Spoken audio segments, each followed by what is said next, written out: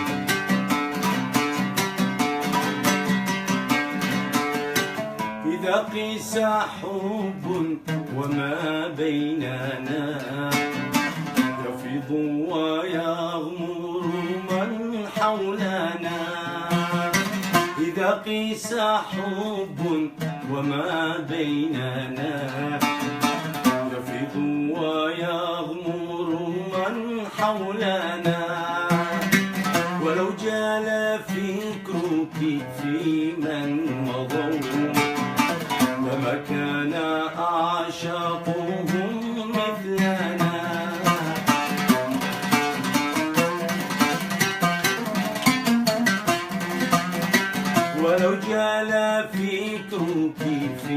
من مضوا لما كان أعشقهم مثلنا.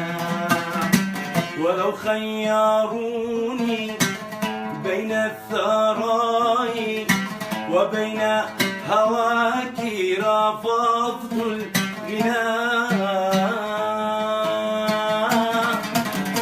وكان الثراء لدي ثمينا فصار غرامك بي أثمنا.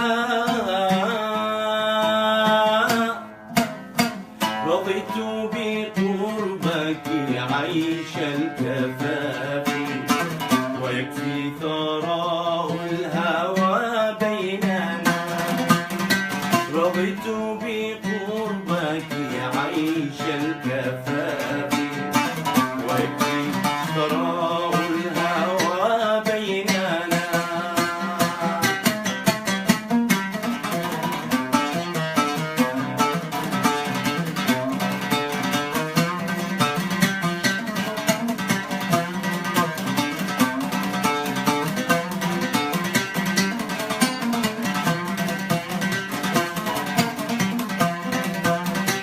وإن فتحت وجهات السماء وقيل تمنى لكنت المنى.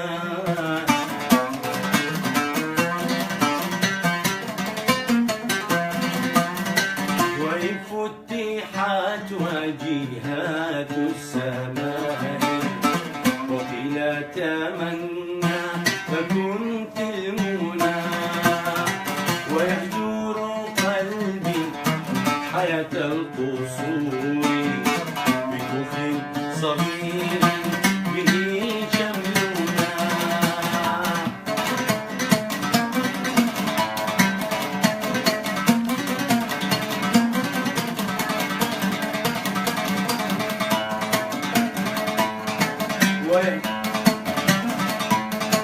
وتفنى القصور وأطلالها. وتفنى القصور وأطلالها. وتفنى القصور وأطلالها ويبقى وراء الفنا حبنا. وتفنى القصور وأطلالها ويبقى وراء الفنا حبنا.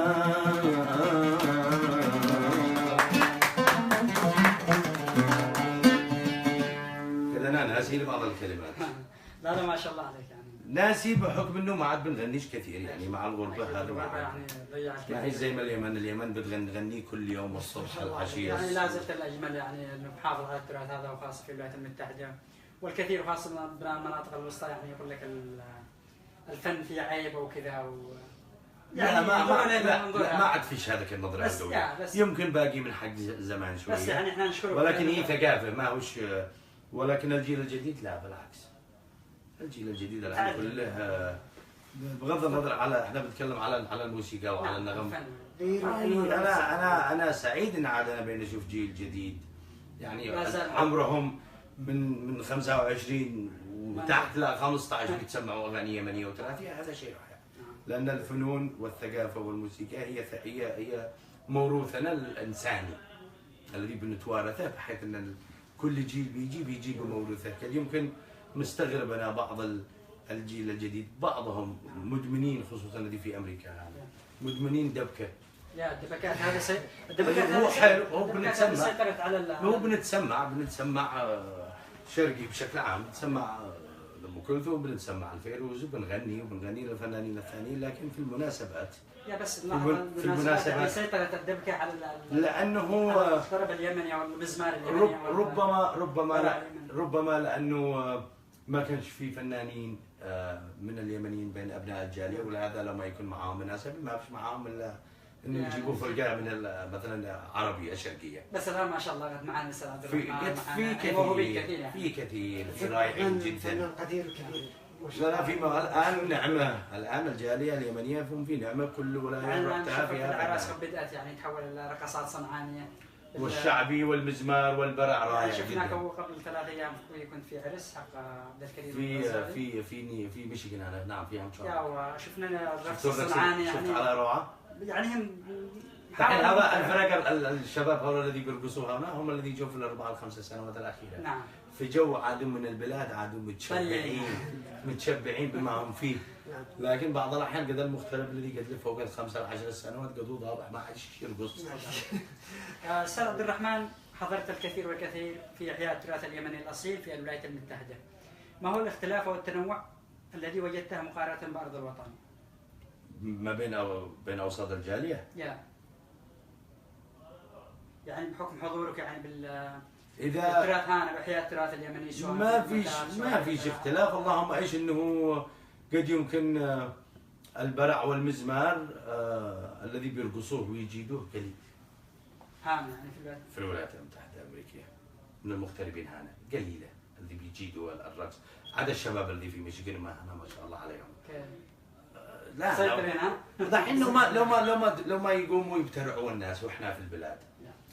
هم يبترعوا يدخلوا اول مثلا 2 3 4 وبعدين يزيدوا 8 10 15 لو ما يكونوا حتى 20 30 واحد. بس كلهم بيبترعوا وهم قد المبرع. ولهذا في البلاد لما تشوف واحد يدخل يشتي يبترع وهو ما الطارف يسحبه. رايت؟ يقول لها اجلس. ليش؟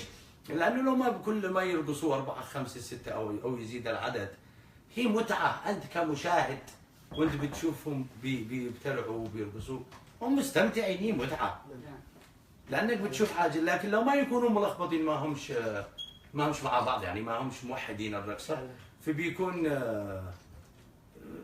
قلق. اللي بيشوف بيقلق. ونفس الشيء الفنان لو ما بيغني والناس بيرقصوا لا قدوه بيرقصهم، معناها انه بيرقصهم يزيد الشوق، يعني يزيد الطرب والانسجام، بحيث انه خلاص بترقصه. فهنا يمكن تستطيع تقول انه لا زالوا بعضهم بيقولوا انه عيب يرقص. والله نعب الناس بعض الاحيان في الاعراس اعرفهم اقول لك هو ارقص. لا بس لو الحاله اعتقد عيب يرقص لما احنا ما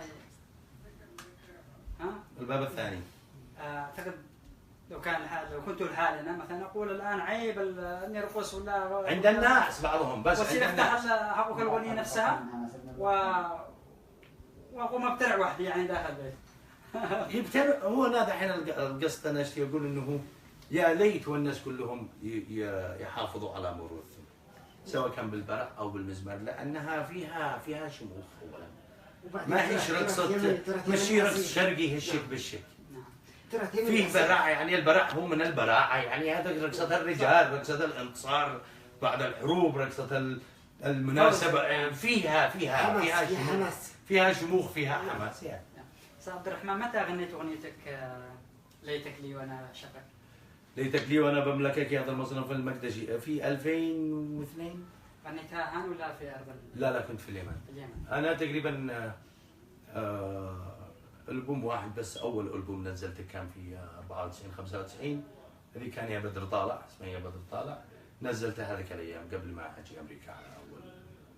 متى هاجرت لأمريكا؟ الآن قبل في 2011، بس أنا كنت هنا زمان في من 95 لآخر 99. وبعدين هاجرت اليمن وبعدين رجعت بديت يعني لا والله انا رجعتي في اليمن نفعتني، رجعت وقعدت فنان زمان لانه اختلطت بين الناس. لانه فنان بدون مستمع ما يقدرش، وفنان بدون جمهور ما يكون، وفنان بدون لا موجود جمهور، بس الجمهور في اليمن غيب. الجمهور في اليمن ناقد، والجمهور في اليمن سميع، والجمهور في اليمن ذواق.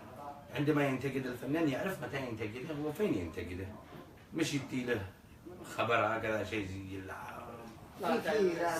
فانا لما رجعت لليمن ما في 2000 هذه رجعت روحي. لا اكيد ارض الوطن يعني كلنا نشتاق. لا ما نقدرش نتخلى عن اليمن ابدا. نتمنى نرجع اليمن ويعود السلام والامن لليمن باذن الله، وبنرجع كلنا اليمن ونترك امريكا ونترك الغربه ان شاء الله. استاذ عبد الرحمن، ممكن يعني انا حبيتوا هذا الغنية حق ليتك لا وانا بملكك، يعني ممكن تسمعنا؟ نسمعك وليش لا؟ تسمع الجمهور؟ الثالثة. هذا طلب يعني من احد الاشخاص. بسم الله. يا حبيبي يا حبيبي.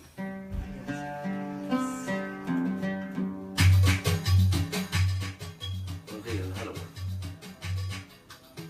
ايوه. لانك لحظة.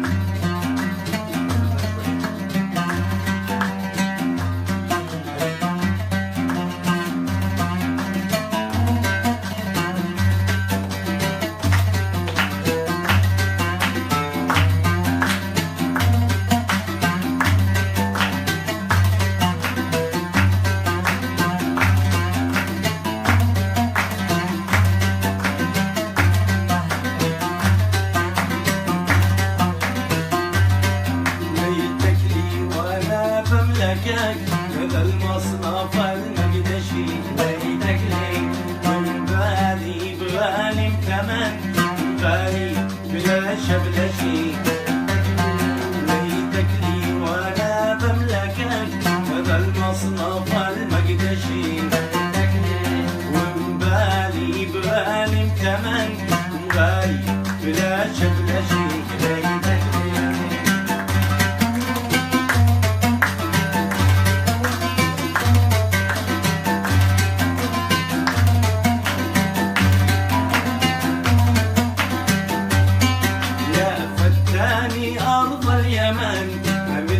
ولا شفت شيء ما مثلك ولا شفت شيء يا فتاني أرض اليمن ما مثلك ولا شفت شيء ما مثلك ولا شفت شيء كم قاسيت فيك الزمن صبحي وطول العشي كم قاسيت فيك الزمن في صبحي وطول العشي كم قاسيت فيك الزمن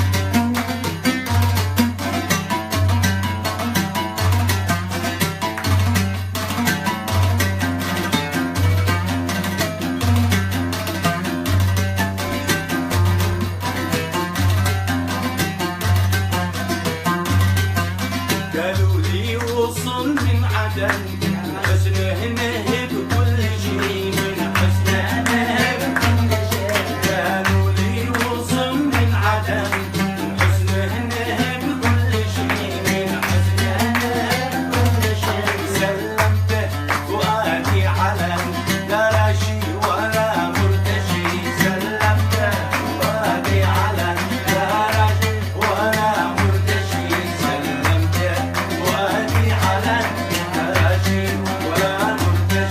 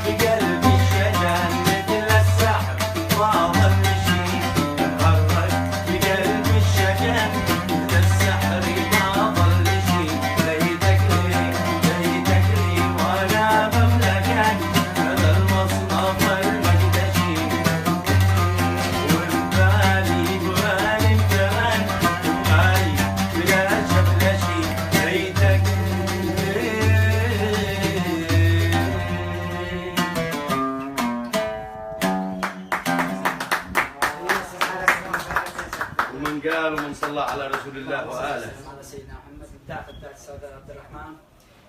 استاذ عبد الرحمن الخفش، تسلم انا املك على هذه الدقائق الممتعه. استاذ عبد الرحمن، ما هو دور وزاره الثقافه اليمنيه في احياء في تشجيع الجانب الفني والغنائي والتراث الفني فيها، سواء في داخل الوطن او في خارج الوطن؟ نعم، حاليا الان ولا من اول؟ من اول وحاليا. لما دحين ما بش وزاره، ما بش بلاد. نسال الله ان الله يفرج على البلاد والعباد كلهم ان شاء الله. لكن وزاره الثقافه كان لها دور كبير جدا في حفظ الموروث اليمني وفي حفظ التراث اليمني وتوثيق. ايام الاستاذ حسن اللوزي رعاه الله، الاستاذ حسن اللوزي كان وزير الاعلام والثقافه في بدايه الثمانينات، من بدايه الثمانينات، وكان له دور كبير جدا. هو كان التاسيس، كان في فرقه اسسها الاستاذ يحيى العرشي، كان وزير الثقافه قبله في السبعينات، ولكن كان الاستاذ حسن اللوزي هو عمل نقله في توثيق التراث واظهاره، اظهار صح. لدرجه زمان كانت اسابيع ثقافيه تجي لامريكا. في الثمانينات كان السماء والايوب والانسي والسنيدار يرسلوهم بعثات والتقية الطويليه جو فنانين كانوا يجيبهم اسبوع ثقافي، كانوا يلفوا العالم. انا حتى حضرت، انا شاركت. يعني انا اقول انا صغير معلش جنب الاعمال، ولكن انا في السنوات الاخيره شاركت في اسابيع ثقافيه كانت تتبناها وتقيمها وزاره الثقافه في عده دول، تقريبا 6-7 مرات في 6-7 دول. يعني كان لها الدور، نستطيع نقول انه كان لها الدور اظهار في اظهار صح. انه كانت وسائل الاعلام عندنا محدوده، ولكن انا رايي، انا بحكم معرفتي بما هو الذي حصل، لا كان الان التراث اليمني كله، خصوصا التراث الشعبي ولا الفنون الشعبيه والموروث كله بشكل عام، ما يقدروش في الخليج يقدروا يسرقوا ويقولوا انه حقهم لانه عندنا موثق. بس اكثر الاغاني الخليجيه الان شفناها يعني اشعارها او يمنيين وتنسب الى خليجيين. في مجموعه اغاني يقول قدي واضحه يمنيه، سواء كانت الكلمات يمنيه ولا اللحن يمني، ولكن طوروا بحكم امكانياتهم 3 4 5 10 ما يزيد عن 5. لكن الاخطر انه بيحرفوا الان في الاغاني الالحان اليمنيه الاساسيه، فبيحرفوا منها، يحرفوها في اللحن، وبحكم ان الواحد ما هوش هذاك الموسيقي كمستمعين، وجيل جديد قدو ناسي كيف، فاخذوا الحان يمنيه وبيغنوها على اساس انها الحانهم، يمكن بغير الكلمات. وعلى راسهم الفنان الكبير هذا فنان العرب محمد عبده. انا اقدر اطلع لك 8-10 اغاني من حقه، الذي بيقول من حقه يمني، يا تسرع الايقاع يا تبطئ الايقاع، وسماها لحن وفعلها وغنوها. هو بالاصل يمني فعلا. هذيك اغنيه تشدد خيول العوالق ليتني عولقي. اغنيه يمنيه وجننوا العالم كله لمحمد عبده انها حقه. طيب محمد عبده اعتقد يعني هو يا مستجيب الداعي، ويا مستجيب الداعي، يا مستجيب الداعي يمنيه اصل، يمنيه اصل، ما يقدرش حتى يغيرها ولا يغير في شيء، لكن هي انتشرت في الاعلام في الوطن العربي مع دول الخليج والسعوديه لانه عندهم. ايوه والله تراثيه يمنيه. لكم يا استاذ عبد الرحمن مشاركه اكثر من رائعه في المغرب، انا ما اعتقد في فعاليات الايام الثقافيه تقريبا كانت، بس على هذا حق الامور حق الخليج. وزاره الثقافه كان لها الدور في تشجيع الفن بشكل عام، بس غياب الاعلامي هو الذي اضعف هذا الامكانيات.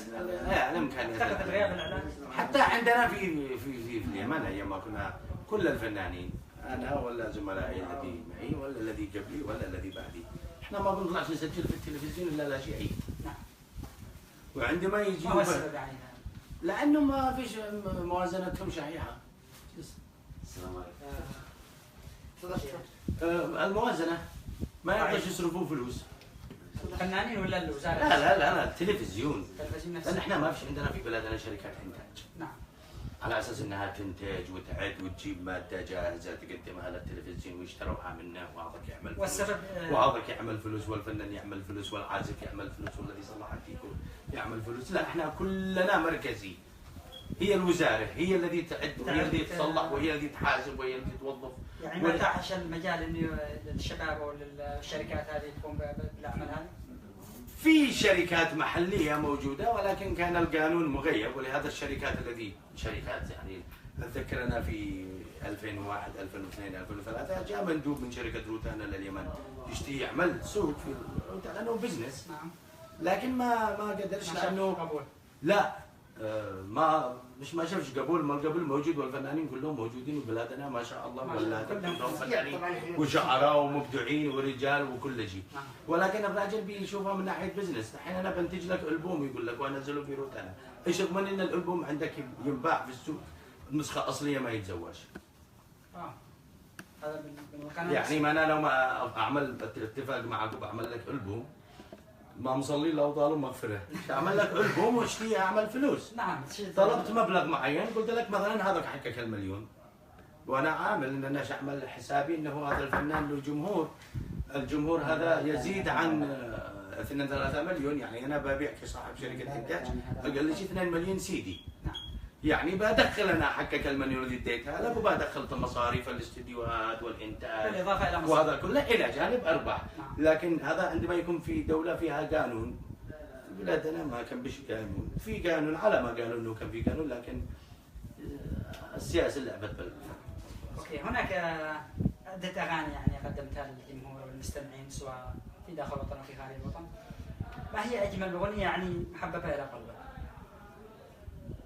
يعني ما بش اغنيه محببه الى قلبي معينه، لكن هو على حسب المود والمزاج في وقته. يعني ما فيش واحده يعني مثلا الان ممكن يعني كذا وانت معك موقف كذا وحبيت هذا الاغنيه وكنت يعني صايرها؟ والله انه كل اغنيه لها مناسبه. اكيد كل اغنيه لها، بس ما هي الاقرب يعني؟ لها في القلب خزانه. السؤال هو ما هي الاقرب؟ قالوا لي اقنع. نستمع. قالوا لي اقنع، قلت كيف اقنعك ومن فؤادي يا قمر مطلعك اخالف الناس كلهم واسمعك وضيع الدنيا ولا ضيعك. نسمعها. لا هي الثانيه. نسمع اغنيه قالوا لي اقنع، قلت ما بقنعك. طبعا نكلم اللهجه الصنعاني.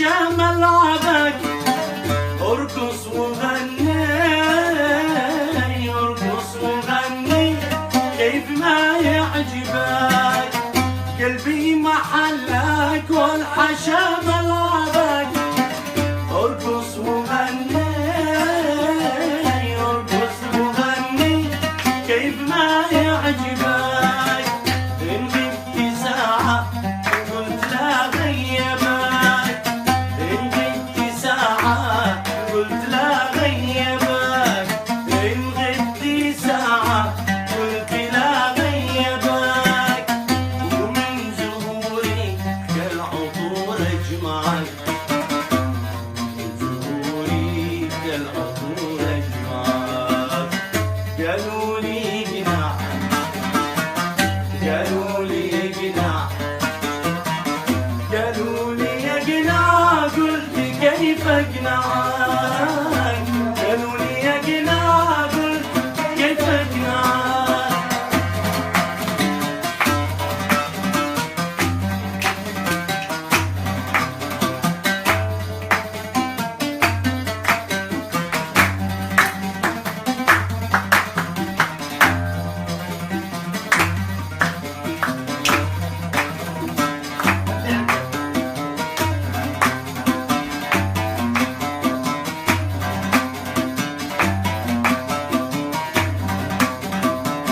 محلى بياضك من شفاف السواد غزالي من نسف امتزج بالزباد محلى بياضك من شفاف السواد غزالي من نسف امتزج بالزباد انهمت بعدك او عدمت الرشاد بفعل بعقلي دون محيا معاك انهمت بعدك موعد انت الرشاد بفعل بعقلي دون محيا معاك بفعل بعقلي دون محيا معاك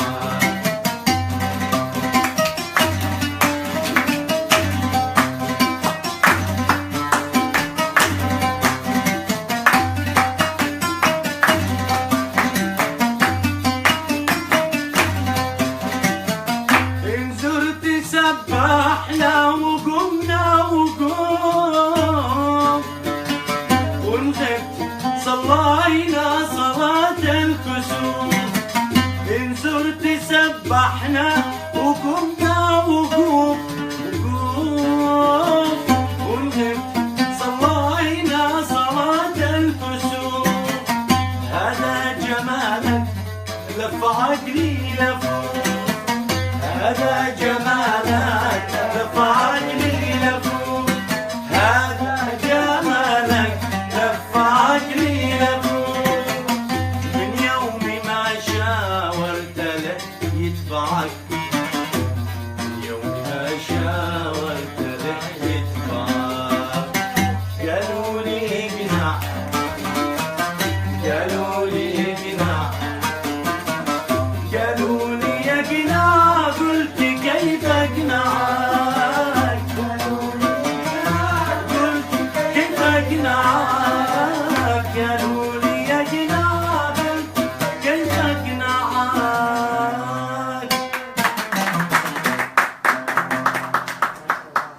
قالوا لي يا جناح قلت كيف اقنعك ولا ضيع الدنيا ولا ضيعك ورع استمعنا الله. ممتعة رعى الله فنان قدير. الاستاذ الشاعر عباس الديلمي هذه من كلمات عباس الديلمي والحان الاستاذ حسام الأخفش طبعا وعصام الأخفش طبعا يكون أخوه اخي هو الآن في أرض اليمن صح؟ لا زال يألف يلحن ما هذا ليه ما عبي يغني ولا عبي يألف يلا يشبع لكم الله الشعب يحفظك. كله تعب لكن اكيد في اغاني لكن ما هذا ليه ما فيش نفس. أستاذ عبد الرحمن هل تنوي إصدار ألبوم جديد في الولايات المتحدة في الأيام القادمة؟ الفكرة هي موجودة من حين جيت لكن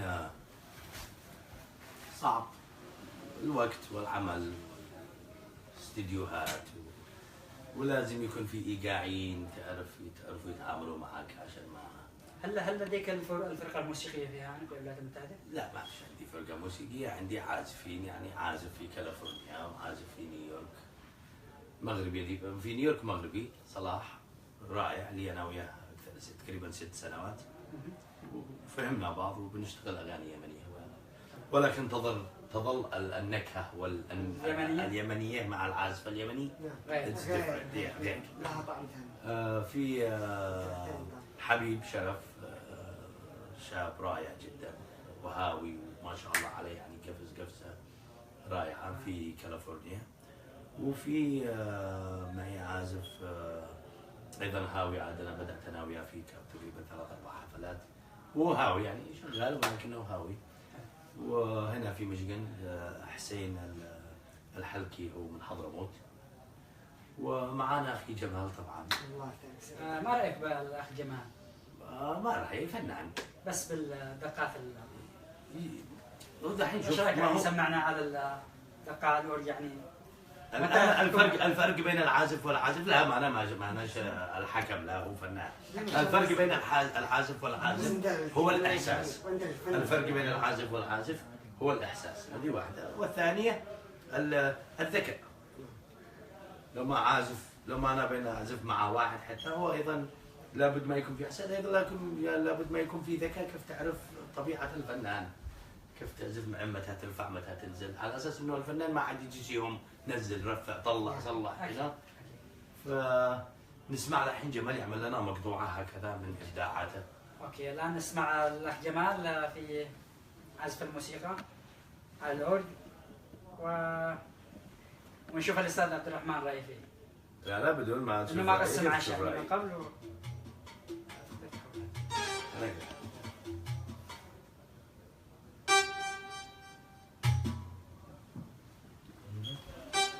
نسمعكم لأبو بكر سالم. يا سلام. الفنان الكبير طبعا. رضا بصنعاء. ليش ما نستمع احد اغاني الاستاذ عبد الرحمن؟ لا الذي فينا، لا احنا انت قلت انا دحين شيء تسمعه، اذا هو يدي الذي هو مستعد له. بس انا اسف طبعا احترمك واقدر فنك حبيب قلبي. لا ما عليك. جاء اللقاء مفاجئ، ما عدت اي اغنيه، هو كله مفاجئ. الفنان الكبير فنان القدير حبيب قلبي الله يحفظك يا جمال.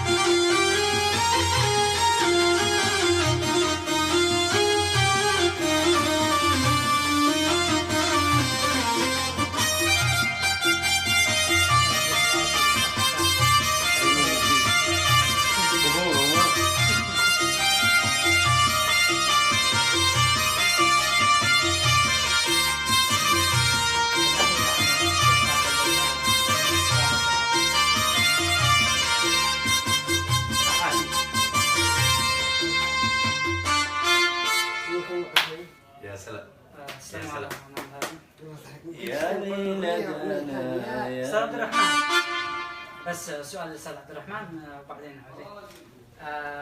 استاذ عبد الرحمن، معك. يقولوا انك يعني لا تحب انك تغني لفنانين اخرين يمنيين او عرب، هل هذا الكلام صحيح؟ شيء طبيعي اكيد. يعني هل تحب انك مع هل تؤيدهم ولا ما تؤيدهم؟ يا اصلا اي فنان اي عازف هو لابد ما ينهال اول شيء من الاساس، من اللي قبل. اول تجيد الذي بيسمعوها الناس. مثلا الان لو ما تجي تقول لي انت فنان واقول لك غني لي، تغني اغنيه من حقك جديده ما اعرفهاش، انا اوكي بشوف امكانيات، ممكن اطلع امكانيات عزفك وامكانيات صوتك، لكن ما اقدرش اقيمك لاني الاغنيه مانيش داريك باديتها.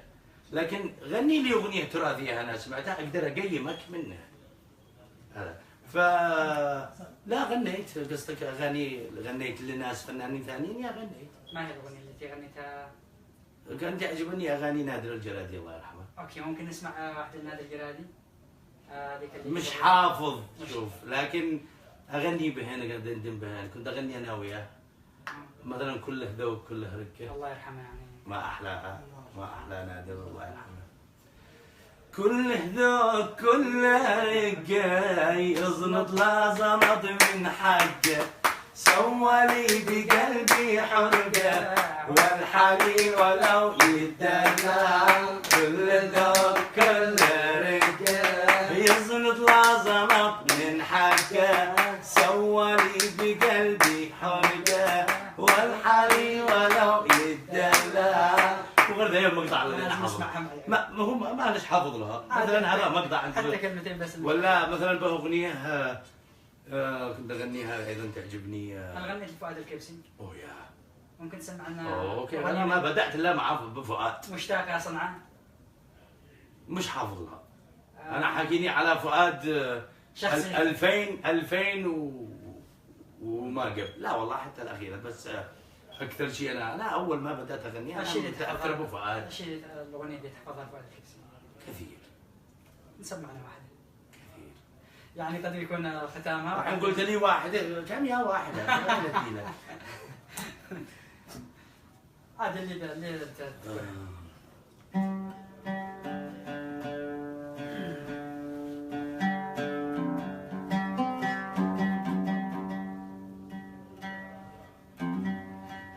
ما عاد عجيز الحين ولا واحد من كثرين الحين انا بفكر عيني. مسافرين مثلا، مسافرين. مشي لفؤاد. مسافرين هذا يمشي لفؤاد. غناها فؤاد. انا بدور الاغاني حق فؤاد.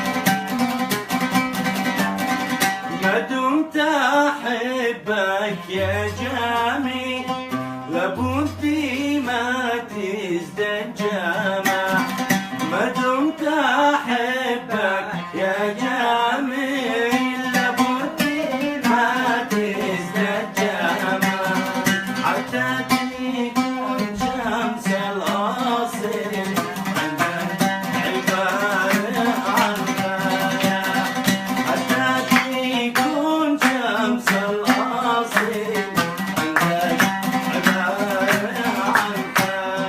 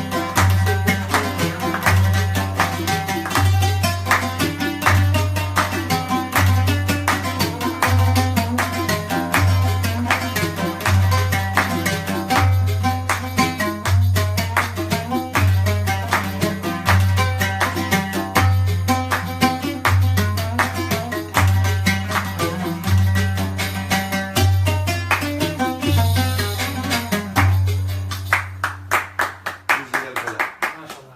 ما شاء الله. نشكرك يعني لتقديمك هذه الأغنية الجميلة.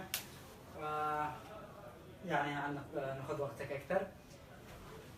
ما هو عندنا معك للصبح ما معنا. يعني معك الوقت؟ كم باقي ورقة؟ أوكي مع بالواحد. باقي سؤال واحد. بس. يلا بداية خير. ما هو دور الأستاذ عبد الرحمن الأخفش في توعية أبناء الجالية اليمنية في أرض المهجر ثقافيا وفنيا؟ والله يا أخي ما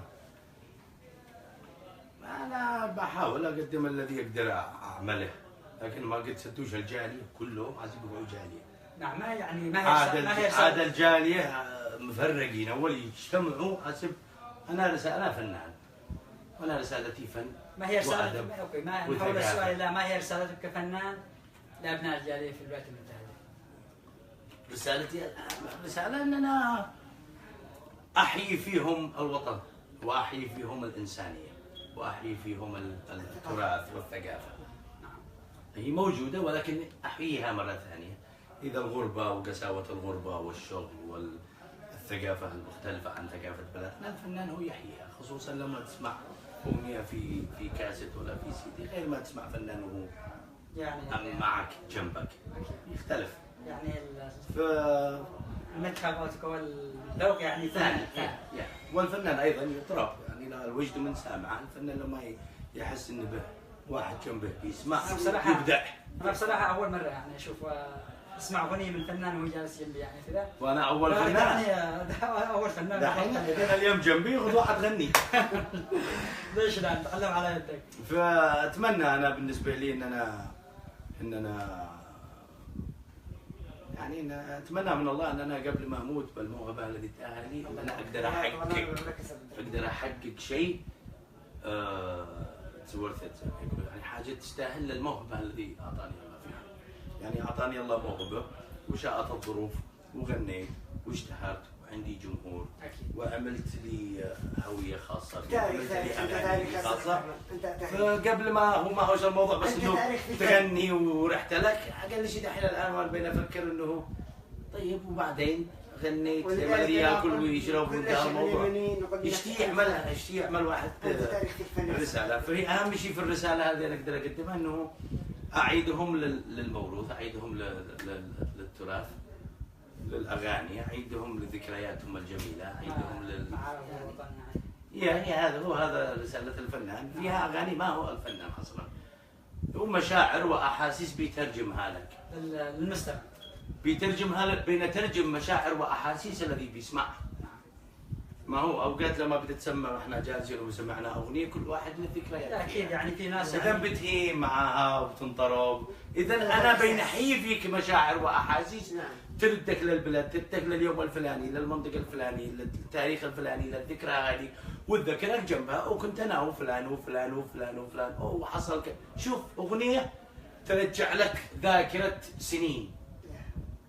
فهذا هو مهم الفنون، الفنون هذا عمل انساني، ما هو الموضوع موضوع شقاوه. هي رسالة رسالة. المزمر اللي عندنا في البلاد، المزمر فنان. اكيد. ما هو لو مشوه فنان ما بيحلقوا الناس كلهم يرقصوا ويلعبوا معه. حتى اللي ما والذي اي واحد بيهوى المزمار يتمنى يعزف مزمار. اكيد. حتى اللي بيسمع المزمار ما مش عنده القدره انه يلعب. ريت والله في امريكا يحاول انه يعني ريت والله واحد في امريكا من المغتربين يزمر، واحد يدق الطاس والبرع، هذا اللي احنا نحتاجه. حتى قد نسخوا لكن المزمار الغير طبيعي، لان الرقص لازم المزمر والذي بدق الطبل لازم يعرف الرقصه الحين يقلبوا الحين. هل تنوي انك تقوم انشاء معهد تعليم الفن او الفنون او انشاء فرقه موسيقيه هنا؟ انا ممكن اشجع اي واحد يعمل هكذا، ما انا والله ما فيها. لو حصلت الدعم المادي. لا انا اذا عندي الدعم وان شاء الله هذا اذا اراد الله وتحقق، مع انه هو هدف، انا باذن الله اقدر اشتي اعمل مكتبه او مركز ثقافي يمني يضم فيه كل شيء، كل ما هو عن اليمن، تاريخ وكتب يعني ثقافه متحف ولا مش بس متحف، مرجعيه لتاريخ التاريخ اليمن ثقافيا وفنيا والى اخر كل ما في اليمن، الى جانب تاريخ الجاليه اليمنيه في امريكا لهم هنا من 1900. نعم يعني ولا حد ذاكر لهم هذا الرصيد. الحين لما يجي ابني وهو مولود في امريكا ويكبر ويعرف انه اليمنيين دخلوا قبل 150 سنه وعملوا، يبعث داخله انه هي هاز تو دو صمت، يعمل شيء زي ما احنا الحين اليمنيين ماسكين امجاد الاباء والاجداد واحنا ولا بنسوي شيء، ما معنا الا التاريخ الصيت. تخيل لما يجوا ابنائك الجيل الجديد في امريكا وفي تاريخ لابناء الجاليه. فانا اشتي اعمل مركز ثقافي خدمي توعوي فيه، لازم تكون في مكتبه ضخمه، اقل شيء نوصل للامريكان ما هو الثقافه اليمنيه، ونوصل ونطور في الثقافه اليمنيه بمزج مع الثقافه الغربيه والامريكيه، بس لابد ما يكون هناك في مؤسسه. طبعا الجاليه ورؤساء الجاليات الذي ما شاء الله في كل شارع رئيس جاليه ما همش مهتمين بهذا الشيء، مهتمين بس يجمعوا الناس حولهم يصيروا يتصوروا في البلاد. ما شفت انا اي جاليه بتخدم الجاليه، ما علي اي فرع جاليه، ما شفت خدمات، كل كذب وضحك على الناس يعني كلها فقط مجرد تصوير يعني هو انا عايش في ميشيغان معاكم، انا 25 جمعيه وجاليه يمنيه، فهل واحد منهم بتقدم خدمات للناس بامانه؟ ما فيش. قد سمعتوا خدمات للناس؟ قد سمعتوا واحده من الجاليات اليمنيه هؤلاء صاروا شافوا انه اسره ايتام وصاروا استاجروا لهم بيت بدل ما يجلسوا في الشولتر في بيوت المشردين؟ ما فيش. اذا خدمات الجاليه كلها مع احترامي لهم لاشخاصهم الذي يعرفهم والذي ما يعرفهمش، ولكن هو لازم واحد يقول الواقع، لازم يعملوا. هي مهرة امان، ما هوش الموضوع ان انا رئيس جاليه حاسبك علي بطاقه اسافر اليمن ولا هنجم قبال الناس، هذا شيء عاقل. لا وكمان في رساله ثانيه، انا بحكم تنقلي في الولايات كثير ولايات، يا ناس في ناس يمنيين فخر علميا واكاديميا واداريا وتجار، لكن باقي الجاليات المسيطرين انتم اصحاب المناطق الوسطى ما تشتغل انتم. ما اختلفناش، بس بالناس متعلمين خليه يدير وانت تمشيخ فوقه. في ناس تشتغل تبنوا جاليه الصوت كيمن ولدي حيجي يرجع نفس الراتب. هذه رساله لابناء المناطق الوسطى، يقول لك يعني انكم مسيطرين على الجاليات في من ابناء المناطق الوسطى دكاتره وكوادر، لكن ما يشتوش المتعلم. في ناس عندهم عقده من المتعلم، صح، معه فلوس قال لك انا خلاص انا صاحب الفلوس، ما يشيش متعلم. يعني في متعلمين لو المتعلمين لا يدخلوهمش في رئاسه الجاليه، دورهم اداريا. يعني رسالتك لابناء الاعضاء الجاليه هذا المغتربين بشكل عام يتيحوا الفرصه للناجحين المبدعين، يعني الشباب الفاهمين المتعلمين. يعني اعطيه كل ذي حق حقه، خلي الذي هو فاهم في الاداري يمسك الاداري، والذي فاهم في السياسي يمسك السياسي، والذي فاهم في علاقاته مع الحكومه الامريكيه، مع المنظمات، مع الجامعه. كل واحد ولازم ما يفعل لي واحد رئيس جالي وهو مع الدكان لا هو متعلم ولا فاهم ولا قاري ولا شيء، مع احترامي طبعا للجميع، لكن لازم واحد يقول الصدق عشان توصل الرساله الصحيحه. اوكي، معك فلوس وانت تشتي تبني، يلا ادعم هذا المرشح الذي هو اداري، هذا ادعمه يمسك لك، لا حد ترشحه، شو قاعد الرئيس وخليه هو يمسك امين عام ولا اي صفه. مع الانتخابات الحين في مدينه هامترامك يعني، واكثر اليمنيين تخاذلوا بالانتخابات خصوصا. معاكم في هامترامك، عفوا قطع كلامك ما ذكرتني، معاكم في هامترامك الاستاذ عقيل الحالمي. نعم. هذا حيترشح سيتي كونسل. شاب متعلم. ايش توجه يعني من رساله للابناء الجاليه؟ لانه لا تخذلوه، لانه اليمنيين مع يعني لازم تعرفوا انه كلما كان من ابناء الجاليه موجود في السيتي، في ادارتها، في مناطقها، سواء كان في التربيه ولا كان في الصحه ولا كان في مركز المدينه ولا كان في الكونغرس ولا في مجلس النواب، اي ما كان وفي يمني، يعني بيوصل رسالتك، يعني بيوصل ايش مشاكلك، يعني بيوصل ايش الذي يقدر يخدمك به، بدل ما انتم كل مثلا مع احترامي في ميشيغان اليمنيين راكنين على اللبنانيين، مع انه ما بيطلعوا اللبنانيين الا لما يرشحوا اليمنيين. اكيد. طبعا معكم عقيل الحالمي هذا في هامترامك، حرام انهم ما يطلعوا، يعني المفروض يطلعوا النسوان الذين يحق لهم يصوت اللي يعرفوا، حتى الامريكان يعرفوا ان لكم قدر كجاليه، انها قوه، ولو ما تكونوا قوه يعملوا لكم الف حساب وحساب، يعملوا لكم احترام، يعملوا لكم قيمه، يعملوا ثاني فرق. في اثنين مرشحين يمنيين بمدينه هامترامك الحين السيتي كونسل، الاخ الاستاذ عقيل الحالمي والاستاذ والاخ محمد السميري. هو نجاح السميري؟ نعم ما نجاح. هذاك المسمري. هذا المسمري صح. وشفنا يعني في ايجابيات منه. اكيد. يعني كل ما كثر عدد اليمنيين في السيتي او في المير او في الكونغرس زي ما قال، كل ما كان يعني الهدف او الرساله توصل اكثر يعني للجاليه اليمنيه، وتوصل من جميع النواحي، يعني فيها ايضا منح دراسيه، فيها خدمات، فيها امتيازات. نعم. اوكي، رساله يعني اللي توجهها للاشخاص انفسهم، يقول لك انا اروح اودي عائلتي ولا كذا يخرجوا ينتخبوا، ولا لا هذا عيب، لا هذا ولا ما يسجلوش بالانتخابات، ولا معنا الانتخابات العيب الذي يفكر انه هذا عيب. يعني احنا الان في 2017 يعني قد احنا فكرنا عن دخول، قد احنا عن في 22 عن وعد احنا بنقول انه اذا صارت المراه تنتخب ولا ترشح عيب، ولا تخرج عيب. هي مرتك ولا بنتك، فانت مربي وانت الكل في الكل وانت ذا، ما هو هذا حق دستوري وحق لك، بدل ما تجلسني تهم. يعني شوف البنجالي نعتقد زيد من 8 اشخاص مرشحين للسيتي كونسل، واثنين يمنيين وواحد عراقي. بس مع ان هامترامك ما فيها جاليه عراقيه اتذكر من زمان كبيره. برغم ان البنجاليين يعملوا بالعمل واحد، يعني باليد الواحده، باليد الرجل الواحده. قبل 5 سنوات 6 سنوات كان بنغالي اتذكر كان في الانتخابات، واليمنيين رشحوه.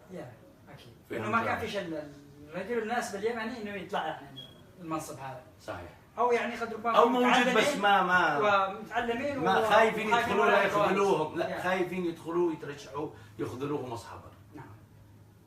لكن ان شاء الله صور رسالتك وصلت يعني ان شاء الله للجميع، انهم يعني يتعاونوا مع الاخوه المرشحين في مدينه هامترامك، الاستاذ عقيل الحالمي والاستاذ محمد السميري، واشكرك على اللقاء هذا يعني الممتع. شكرا لك. واستجابتك يعني لاستضافتنا والاستضافه في البرنامج. شكرا لصاحب البيت الذي استضافنا. نشكر الاخ عدنان الوزير. الاخ عدنان الوزير، طبعا كل الشكر للاخ عدنان الوزير لاستضافته. احنا عملنا الحلقه هذه في بيته، بيت ما شاء الله ممتع جدا.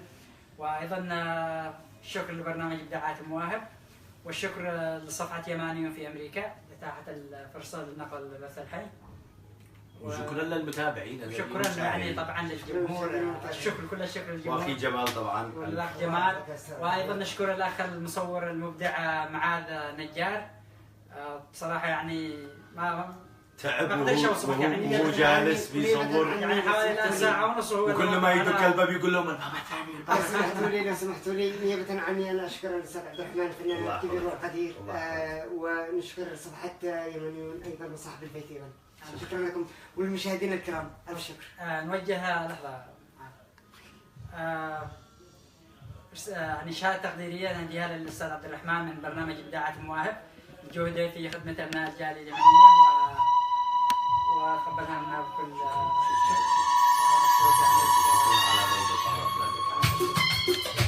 صراحة أنا مشكور جدا ونايس تو ميت يو. يا ولدي يمين ولا ولا صار. اختمها اختمها